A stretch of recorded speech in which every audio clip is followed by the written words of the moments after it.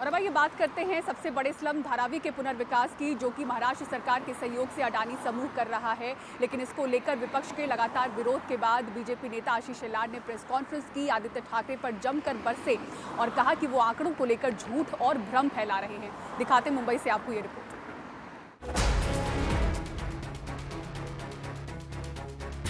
केवळ अदानीच्या विरोधातून खोटं पसरवून त्याला विरोध करण्याचं काम आदित्य ठाकरे करतात। निर्बुद्ध आदित्य ठाकरे शहरी नक्षलवाद्यांचे पपेट जरूर व्हा, पण अभ्यासांती बोला।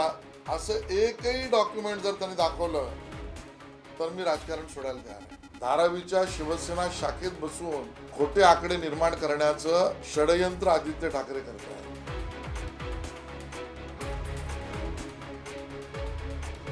मुंबई बीजेपी के अध्यक्ष आशीष शेलार आदित्य ठाकरे पर जमकर बरसे। सबसे घनी झुग्गी बस्ती धारावी के पुनर्विकास को लेकर उनकी समझ और आंकड़ों पर दी जा रही जानकारी को आशीष शेलार ने सरासर झूठ बताया और राजनीति छोड़ने की भी पेशकश कर दी। 1080 एकर जागा ही अदानीला दिली गेलेली आहे। आदित्य ठाकरेंना खुला आव्हान आहे। आदित्य ठाकरे का कहना है कि 1080 एकड़ जमीन अदानी को दे दी गई है। मेरी चुनौती है कि धारावी को विकसित करते समय कम से कम एक दस्तावेज जमा करे। अगर किसी दस्तावेज पर अदानी का नाम है तो मैं राजनीति छोड़ने के लिए तैयार हूँ। सर्वे अभी तक पूरा नहीं हुआ है। वर नाव चढलंय असं एकही डॉक्युमेंट जर त्यांनी दाखवलं तर मी राजकारण सोडायला तयार आहे। सबसे पहले कुछ औपचारिक आंकड़े समझते हैं। धारावी को बदहाली से मुक्त कराने की कोशिश बरसों पुरानी है। 2004 में उस वक्त के मुख्यमंत्री विलासराव देशमुख ने धारावी पुनर्विकास प्राधिकरण बनाया था। परिवारों और घरों की पात्रता का आधार, प्रक्रिया और जांच में ही कई बरस बीत गए। कई डेवलपर्स मुकरते गए।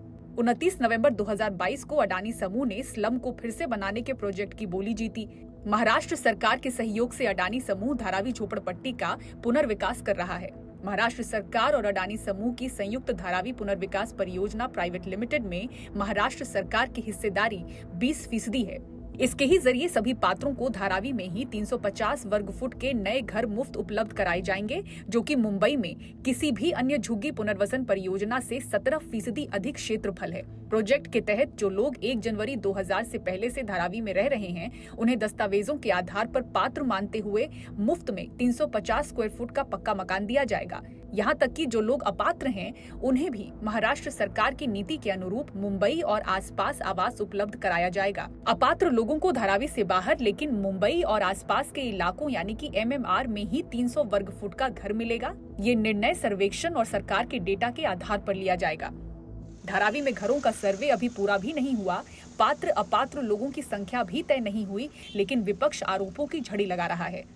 मुंबई की जो लूट हो रही है उसके ऊपर, क्योंकि मुंबई में 1080 एकड़ अदानी के और दिए गए, अदानी के हाथों में दिए फ्री ऑफ कॉस्ट। और आज मैंने पढ़ा छत्रपति शिवाजी महाराज मंडई हो, वर्ली में एसफॉल्ट प्लांट हो या BST का पावर रिसीविंग स्टेशन हो, ये तीनों चीज़ें अभी उनका बिडिंग होगा और किसको मिलेगा पता नहीं। लेकिन हमारे जो कोली बांधव है उनके हाथों से ज़मीन छीनी जा रही है। हमारे जो मुंबई है, मुंबईकरों के हाथों से ज़मीन छीनी जा रही है।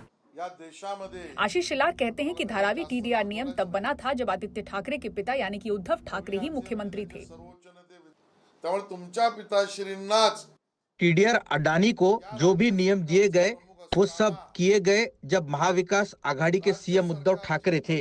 आज उसी के खिलाफ आदित्य ठाकरे खड़े हैं। जिस वक्त अडानी को टेंडर दिया गया उस वक्त उद्धव ठाकरे ही CM थे। आप U-टर्न लेते दिख रहे हैं। आप कितना झूठ बोलेंगे जब आपने आरोप लगाया कि यह जगह मुफ्त में दी गई है। धारावी का सर्वे पूरा नहीं हुआ है। 20,000 घरों का सर्वे घर घर जाके किया जा चुका है। अब भी कई सर्वे बाकी है। केवळ घर टू घर सर्वे झाला है।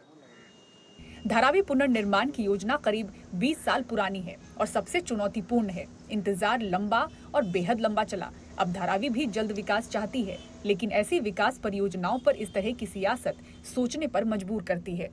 मुंबई से ब्यूरो रिपोर्ट, NDTV इंडिया। और सिटी सेंटर शो में फिलहाल इतना ही। पूरी टीम को दीजिए इजाजत। खबरों के लिए देखते रहें NDTV इंडिया। नमस्कार।